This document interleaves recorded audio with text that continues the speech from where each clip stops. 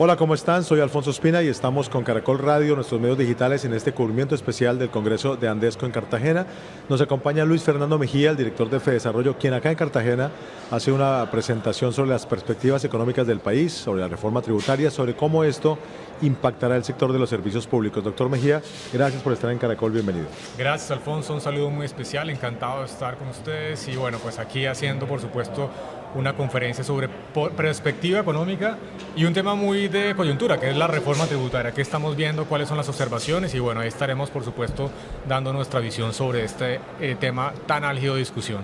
Y creo que debemos empezar por ahí, doctor Mejía. ¿Cómo va a impactar, si es que va a ocurrir, la reforma tributaria que está planteada por el gobierno de Gustavo Petro en la industria y las empresas de servicios públicos que están acá reunidas en Cartagena?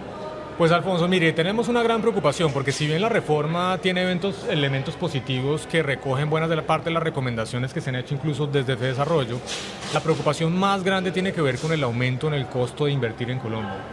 Esta idea del gobierno de aumentar a tarifas marginales del 39% la tributación de los dividendos puede generar eventualmente que para todo el sector, no solamente para el sector de servicios públicos, tecnologías y demás, sino para la economía en general, se aumente la tasa de tributación en cerca de 19 puntos porcentuales. Eso sería un elemento muy negativo desde el punto de vista de crecimiento económico, de generación de empleo y podría retrasar la recuperación de pobreza, que ha sido pues un elemento muy grave a raíz de la pandemia. Así que hemos puesto este elemento sobre la mesa, esperamos que el gobierno escuche las recomendaciones, también hemos propuesto cómo solucionar este problema.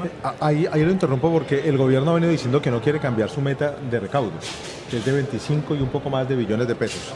Y justamente les ha dicho a los sectores, a los gremios, a los analistas, planteen soluciones. Claro. ¿Cuál es la solución que usted ha planteado para este caso? Pues mire, para el tema de la doble tributación es justamente permitir que cuando un inversionista que tiene que pagar un impuesto a los dividendos pague ese impuesto, pueda deducir primero el impuesto pagado en cabeza de la sociedad. Esto elimina el problema de la doble tributación, puede afectar el recaudo, hay que decirlo, pero ojo, es que no se puede pensar que estos cambios desde el punto de vista del diseño tributario no van a cambiar el comportamiento de la gente. Si usted lo deja como está, lo que va a pasar es que va a haber un incentivo muy grande a la inversión, al crecimiento económico y esto va a deteriorar el recaudo del gobierno. Así que hay que tener mucho cuidado con ejercicios de estática comparativa que dicen vamos a subir el recaudo en 25 billones cuando el resultado final podría ser una caída muy importante justamente en la inversión, que es la fuente al final de cuentas justamente del recaudo tributario.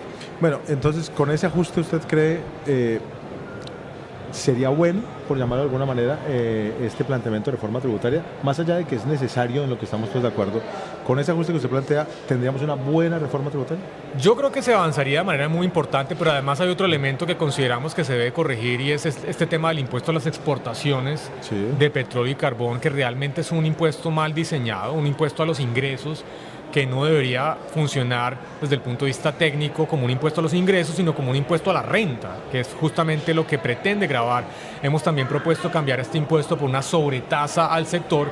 Si esos dos elementos se corrigen, creo que avanzaremos de forma importante para una reforma que mejore el recaudo, que sea progresiva, pero que no vaya a impactar el crecimiento económico, que es la fuente primordial de generación de empleo en el país. Bueno, esto que hemos hablado es el impacto sobre las empresas, sobre el sector del que estamos hablando ahí, pero será inevitable el impacto sobre los ciudadanos, ya sobre las personas consideradas como individuos. ¿De qué tamaño será ese impacto?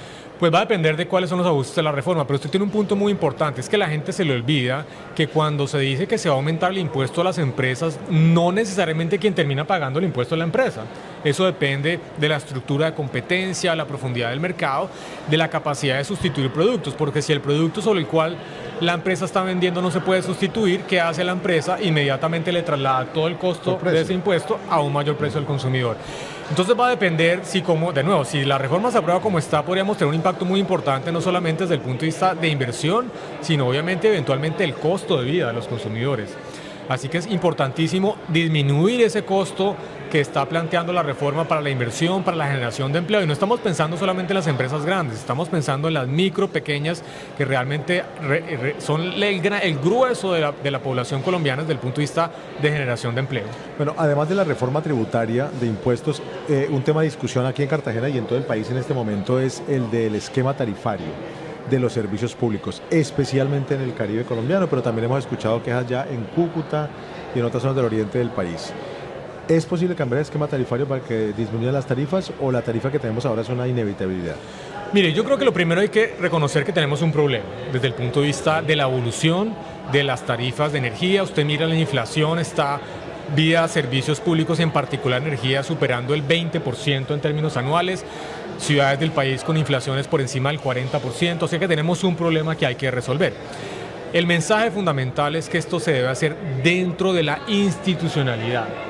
Colombia, por más de 30 años, ha creado una institucionalidad desde el punto de vista del Ministerio de Minas y Energía, desde el punto de vista de la CREG, la Comisión de Regulación de Energía y Gas, desde el punto de vista de los diferentes actores que hacen parte de esta cadena de generación, transmisión, distribución y comercialización.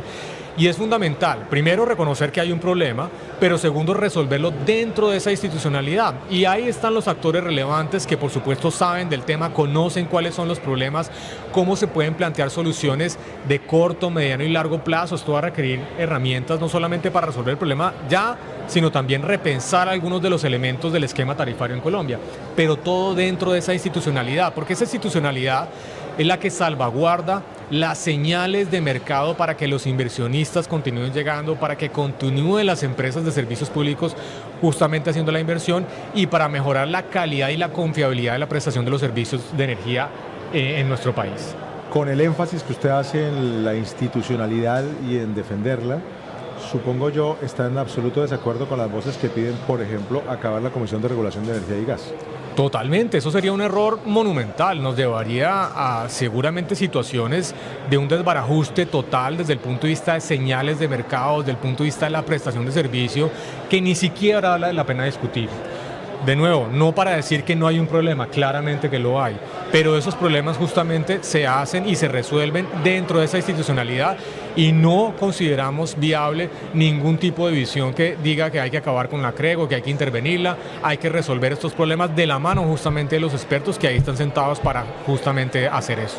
Y otras figuras y recursos del Estado como los fondos en los que se guarda el dinero como previsión para gastos futuros, todo ese tipo de figuras deben existir o no. Mire, yo no descartaría ninguna herramienta para solucionar este problema. Una de las herramientas podría ser justamente que el Estado, a través de algunos subsidios, pueda también ayudar a que el impacto de lo que se está viendo no le llegue al bolsillo de la gente. Son medidas que se pueden abordar de manera transitoria, pero por supuesto deben ser parte del diálogo en esta hoja de ruta de cómo solucionar el problema. Yo no descartaría ninguna herramienta, lo único es que de nuevo ratifico todo dentro de la institucionalidad del sector.